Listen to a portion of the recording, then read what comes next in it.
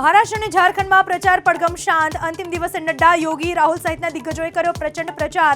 મહારાષ્ટ્રની 288 સીટ અને ઝારખંડમાં 38 બેઠક ઉપર બુધવારે મતદાન.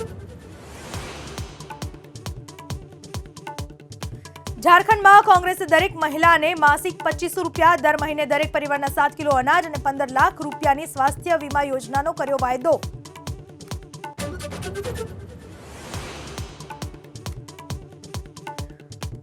મોદીના સેફવાળા નિવેદન પર રાજકીય સંગ્રામ. રાહુલના સવાલ પર ભાજપનો પલટવાર. કહ્યું રાહુલ છે નાનો પોપટ, જેને કોંગ્રેસને કરી બરબાદ.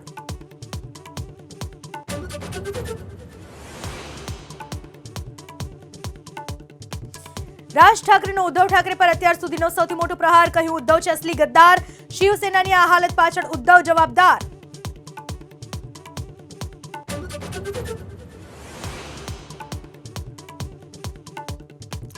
દિલ્હીમાં હવે ચૂંટણી પહેલા પૂર્વબહારમાં ખીલી પક્ષ પલટાની મોસમ. કાલે આપમાંથી રાજીનામું આપનારા કૈલાશ ગેહલોત આજે ભાજપમાં જોડાયા. કહ્યું મેં કોઈ પણ દબાણ વગર રાજીનામું આપ્યું.